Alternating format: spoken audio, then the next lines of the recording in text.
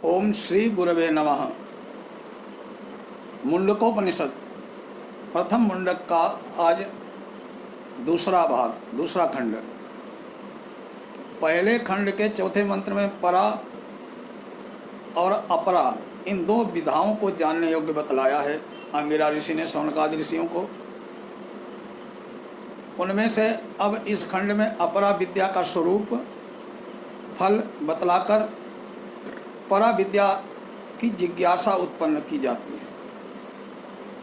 तदेतत् सत्यम मंत्रेषु कर्माणि कवयो यान्य पश्यंस्तानि त्रेतायां बहुधा संततानि तान्याचरत नियतम सत्य कामा एष वा पंथा सुकृतस्य लोके।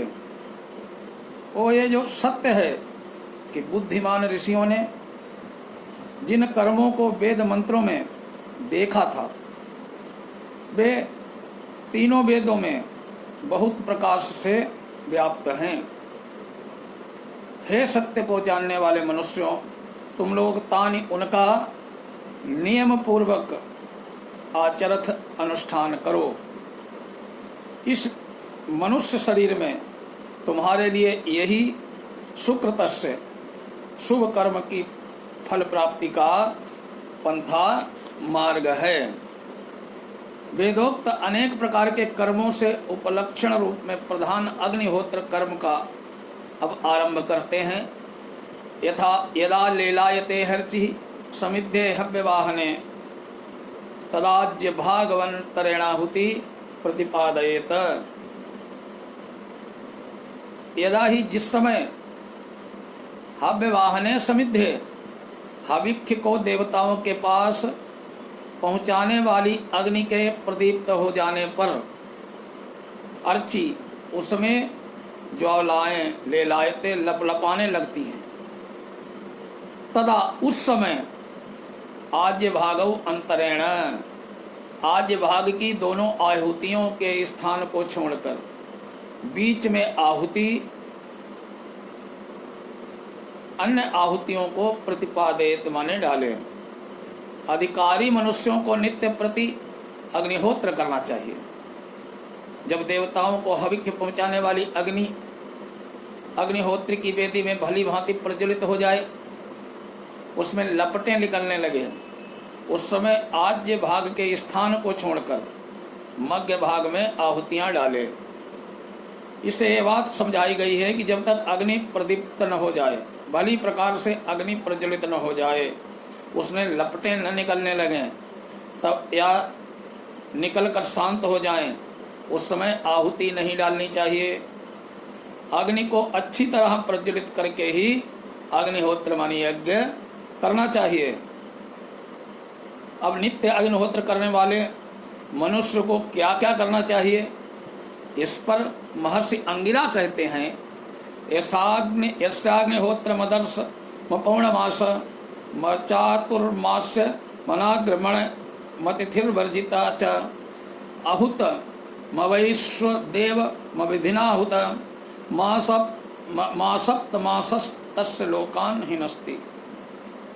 नित्य अग्निहोत्र करने वाला मनुष्य यदि दर्श और पौर्णमास यज्ञ नहीं करता है, या चातुर्मास यज्ञ नहीं करता है, या शरद या बसंत ऋतुओं में की जाने वाली नवीन अग्नि की आग्रायण यज्ञ नहीं करता है, यदि उसकी यज्ञशाला में अतिथियों का विधि पूर्वक सत्कार नहीं किया जाता, या वो नित्य अग्निहोत्र में ठीक समय पर शास्त्र विधि के अनुसार हवन नहीं करता एवं बलिवैश्य देव कर्म नहीं करता है, तो उस अग्निहोत्र करने वाले मनुष्य के सातों लोकों का अंगहीन अग्निहोत्र नष्ट कर देता है।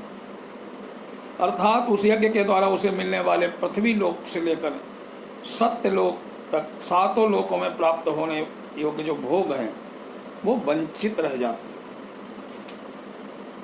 काली कराली च मनोजवाच सुलोहितायाच सुधूम्रवर्णा सुलिंगिनी विश्वरुचि च देवी लेलायमाना इति सप्त हुआ।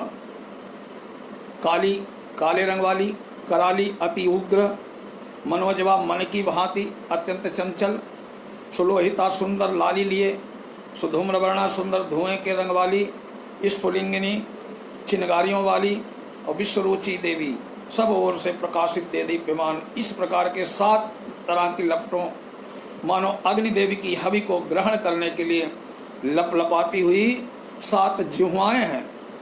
अतः जब अग्नि देवता आहुति रूप भोजन करने के लिए तैयार हों उसी समय भोजन रूप आहुतियां प्रदान करनी चाहिए, अन्यथा अप्रज्वलित या बुझी हुई अग्नि में दी हुई आहुति राख में मिलकर नष्ट हो जाती। एतेषु यश्चरते भ्राजमानेषु यथा कालम चाहुतयो हृदायन तम नयन्ते ताः सूर्यस्य रश्मयो यत्र देवानां पतिरेको दिवासाः।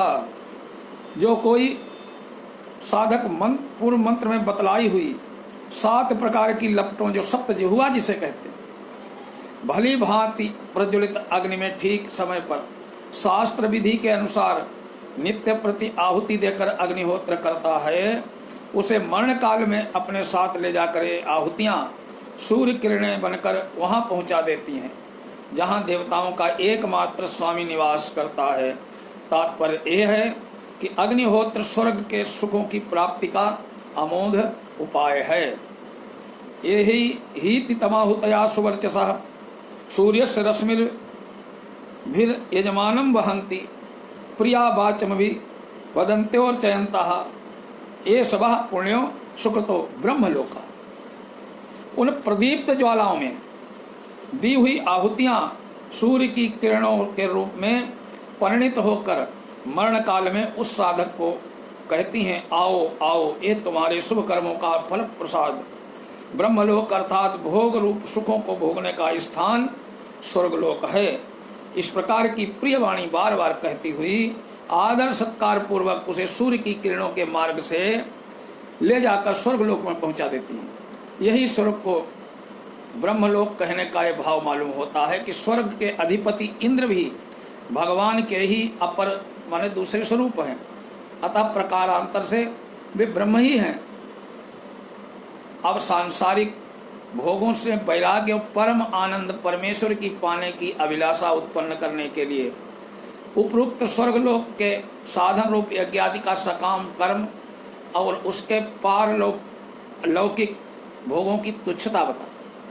प्रवाहेते अदृढ़ा यज्ञ रूपा अष्टादशोक्तमवरम येषु कर्म एतच्छ्रेयो ये भी नंदन्ति मूढ़ा जरा मृत्यु ते पुनरेवातियन्ति। इस मंत्र में यज्ञ को नौका का रूप दिया गया। उनकी संख्या 18 बतलाई गई है। उसके अनुसार अनुमान होता है कि नित्य दर्श पौर्णमास चातुर्मास आदि भेदों से यज्ञ के 18 प्रधान भेद होते हैं। कहना यह है कि उनमें उपासना रहित सकाम कर्मों का वर्णन है। ऐसे में यज्ञ रूप 18 नौकाएं हैं जो दृढ़ नहीं हैं। उनके द्वारा समुद्र से पार संसार समुद्र से पार होना तो दूर रहा, इस लोक के वर्तमान दुख रूप छोटी सी नदियों से पार होकर स्वर्गलोक पहुंचने में भी संदेह है, क्योंकि तीसरे मंत्र में वर्णनानुसार किसी भी अंग की कमी रह जाने पर वो स्वर्ग में भी नहीं पहुंचा सकते। अगर यज्ञ में नास्ति यज्ञ सममित्रम नास्ति यज्ञ समरूपो, यज्ञ के समान कोई मित्र नहीं होता है और यज्ञ के समान कोई शत्रु भी नहीं होता। विधि विधान से यज्ञ हो जाए तो परम कल्याण कर देता है और विधि विपरीत हो जाए तो नुकसान करता है। वही कहते हैं कि अगर यज्ञ करने में कोई विधि खराब हो गई, गलत हो गई, तो स्वर्ग क्या वो यहाँ भी कोई सुख नहीं दे सकेंगे। इसलिए बीच में ही छिन्न भिन्न हो जाती, इसलिए अदृढ़ अर्थात अस्थिर है। इस रहस्य को न समझकर जो मूर्ख लोग सकाम कर्मों को ही कल्याण का मार्ग समझकर इसी के काम में इनके ही फल को सुख मानकर उनकी प्रशंसा करते रहते हैं, उन्हें करते रहते हैं, निस्संदेह बारंबार वृद्धावस्था और मरण के दुख भोगते हैं। ये मुंडक उपनिषद के प्रथम मुंडक के दूसरे खंड का ये प्रथम भाग है। अगले वीडियो में मुंडक उपनिषद के इसी दूसरे खंड का दूसरा भाग का वर्णन होगा। ओम नमः शिवाय।